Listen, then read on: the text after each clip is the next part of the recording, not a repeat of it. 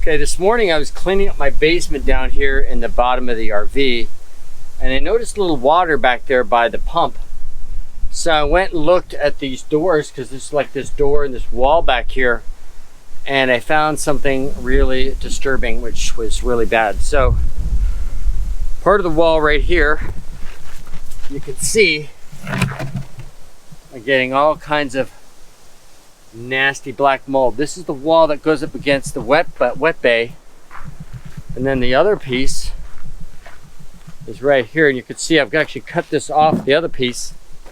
I've already cut this off the piece that it's still in there, and that's all black mold and just really nasty stuff right there. You can see this edge right here. I'll do a little close-up.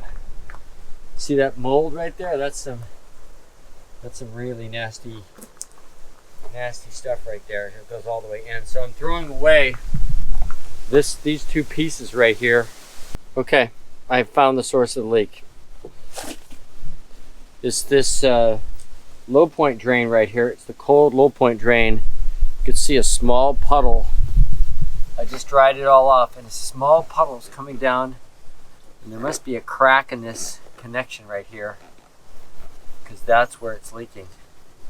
Okay, the challenge is going to be getting in back to that drain back there and clamping that off somehow.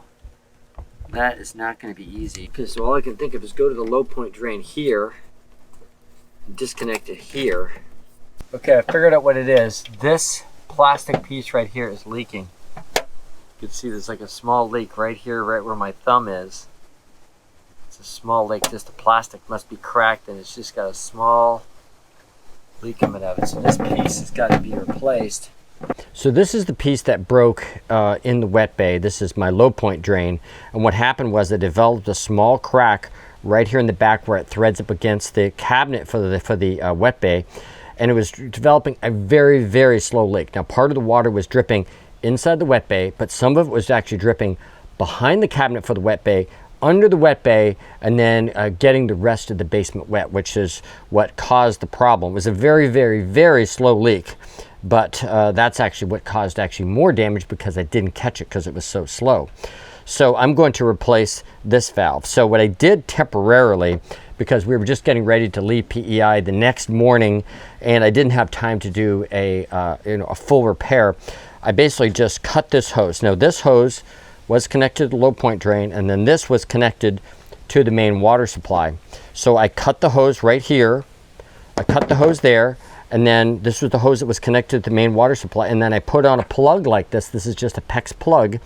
I put the PEX plug in there, and then I just used a couple of regular worm drive band clamps like this to get it sealed off, so that I would have time to buy the right parts and pieces and tools to make the repair as good as possible. So that's what we're going to do. Now there's one thing I want to show you with these two tubes. Okay, so this is a flexible hose that Grand Design puts in their RVs in areas where they need a hose that's flexible. This is not PEX. This is some sort of reinforced hose. It's kind of like almost like a garden hose. And then you've got PEX. Okay, so this is red PEX right here. This is PEX B.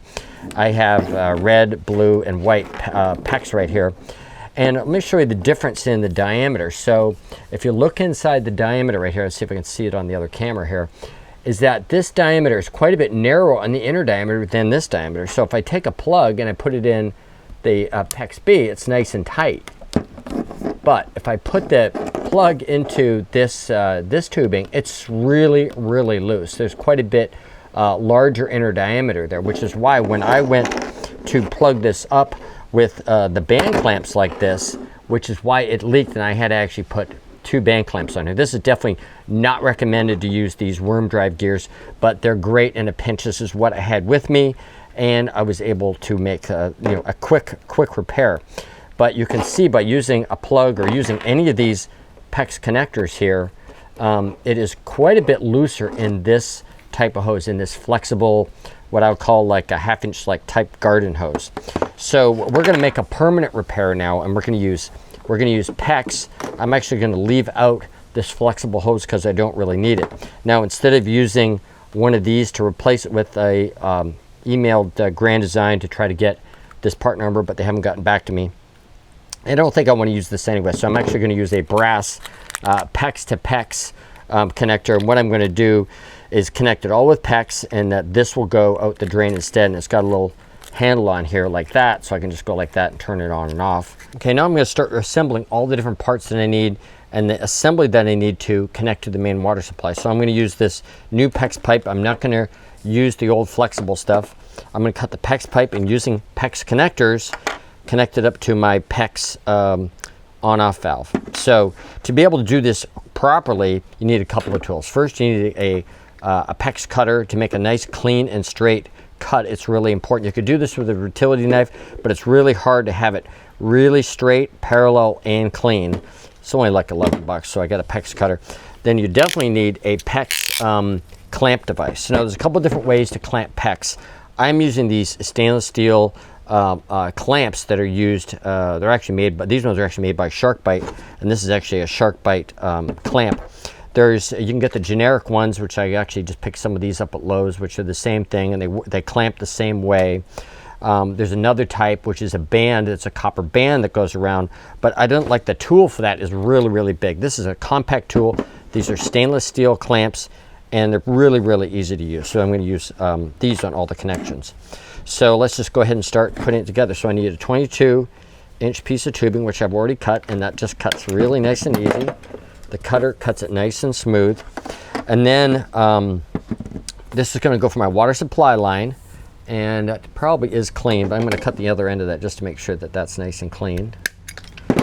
So that goes for my water supply line, and then it's got to go into I'm going to have to use 2 different teeth like that. To do that, all I do is I take one of the clamps, put it inside the teeth, and the way this works is these teeth will clamp down on that clamp, and when it's clamped all the way, the ratchet will release.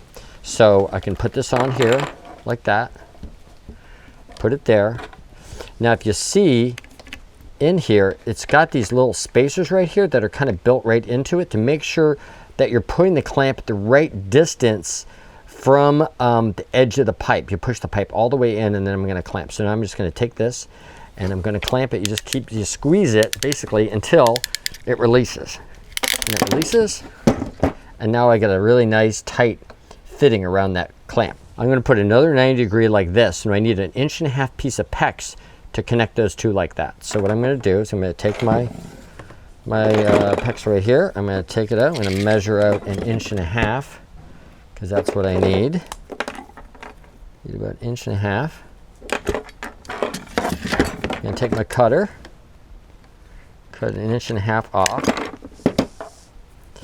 And then I'm going to clamp down there like that. And then I'm going to take one of my band clamps again, one of my SharkBite clamps. I need 2 of these. I'm going to put one on here like this. Then I'm going to use another one, another SharkBite. I'm going to another one here, which is going to clamp onto this one.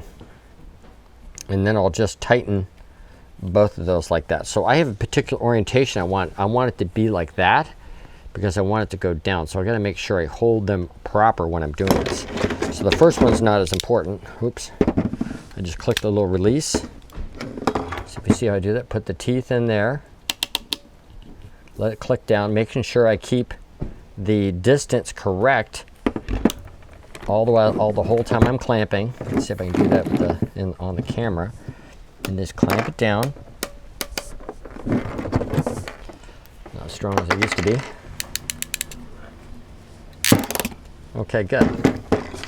You can see that made a nice tight clamp, so I got 2 really nice clamp ones here. So now this one, I'm going to put in here because this is basically going to go through that hole and then down. So I'm going to go ahead and got my other clamp on there. I'm going to put what you can do is kind of put a little pressure on it so that you can hold it exactly the way you want it, because I want it exactly 90 degrees there. And then I'm going to take it and clamp it. These clamps are actually really easy to use. Okay, so then basically I got where it's going to come in, it's going to go through that hole and down. And the rest of it I'm going to connect on the inside of the RV, but I'll just kind of show you. I'll do it here now just to kind of show you how I'm going to connect it. I'm going to need another 1.5 inch piece right here. Take my ruler.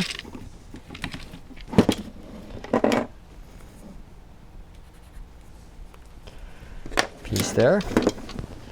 Cut it again. That's going to go there. I need a clamp.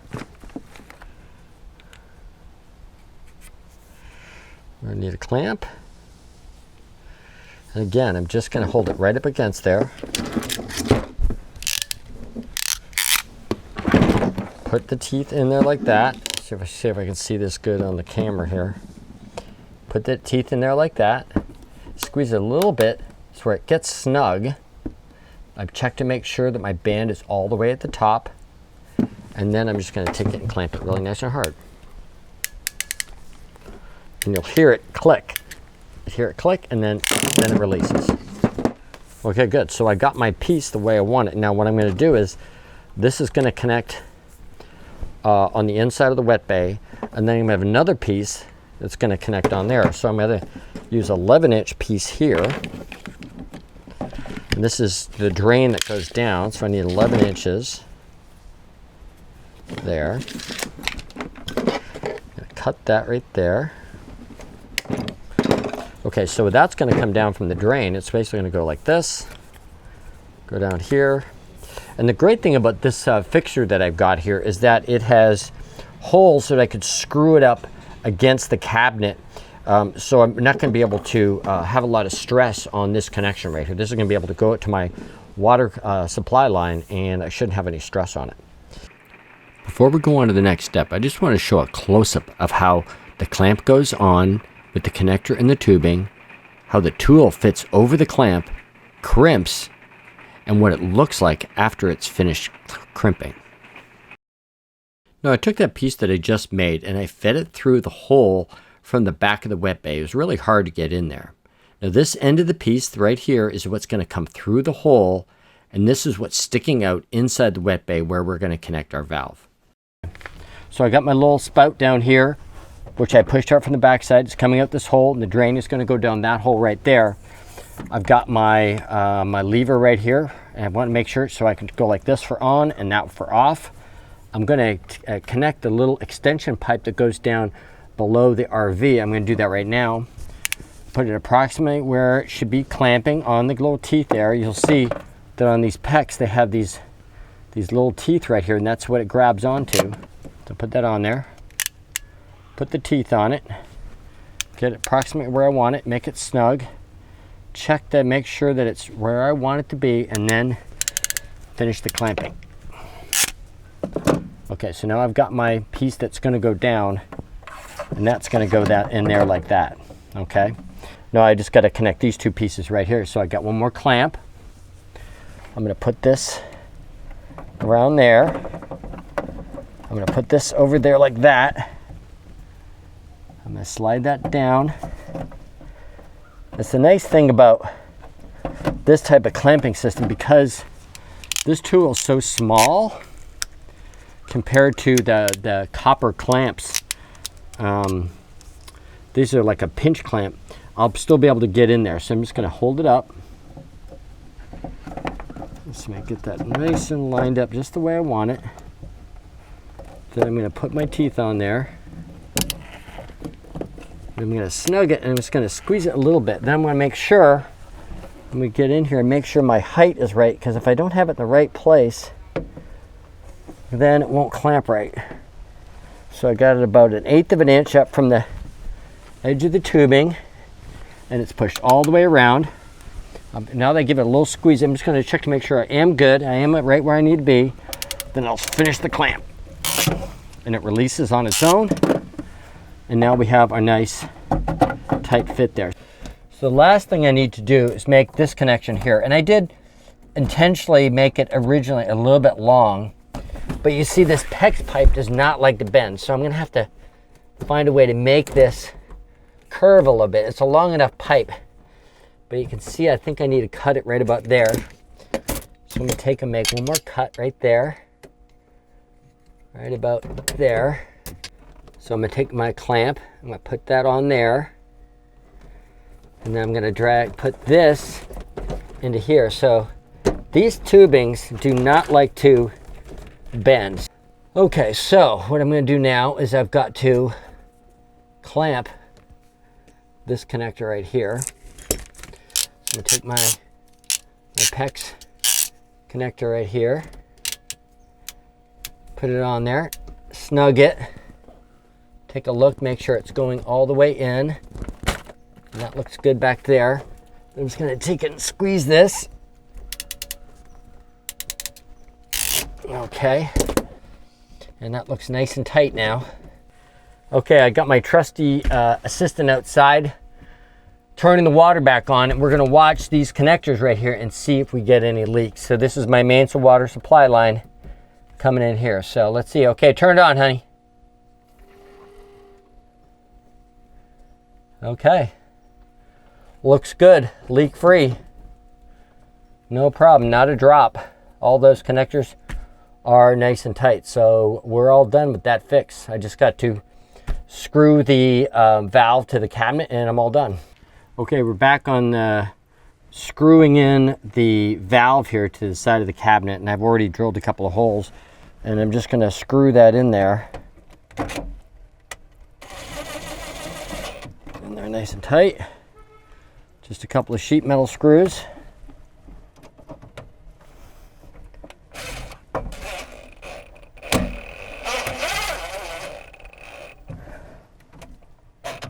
Okay, good, nice and tight. And that leaves a lot of room around that, so that's not going to touch.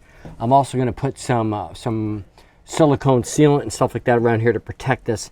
Okay, we're down here now. We'll test to make sure my low point drain works good. You can see that works good. Just releases the pressure on my low point drain right there. Now, the sticking out a little, I made this a little bit longer than it needed to be, so I'm just going to go ahead and trim it to this height of the hot one. Trim it off there like that. And now my low point drain is all ready to go. I finished it off by adding silicone to where the tubing enters and exits the wet bay. I finished it all off by adding this little piece of plastic pipe over it because it's not good to have PEX tubing exposed to any sunlight, even ambient sunlight. Thanks for checking out this video where I walk through replacing my low point drain after it failed and created a really bad leak. One thing I did learn in going through this project and making this video is I really should have had this stuff with me ahead of time. I would definitely keep a length of PEX tubing around. Doesn't have to be any particular color. I would definitely have a PEX crimper. These are about 60 bucks on Amazon. They're a little pricey, but to make a really good connection, you need this. Keep some extra stainless steel clamps around. And then a PEX cutter would also be really handy. In addition, you need a little variety of some of the connectors. I would definitely keep some plugs around. That way, if you have a failure, you can quickly fix it. Some T's and some straight connectors. I would definitely have those around to make some quick fixes. These are really cheap. The only thing that's really expensive out of all this is the crimper. But to make a proper connection, you really need one of those. You could get away with just one of these little worm drive spring clamps, but I don't recommend that. But at least have some of these around if you don't have anything. But anyways, thanks again for watching. If you like this kind of stuff, please consider subscribing to the channel. It really helps us out a lot. Just click this link below. Now, I'm also going to leave a link right over here to one of my other DIY videos. And remember, downsizing does make sense.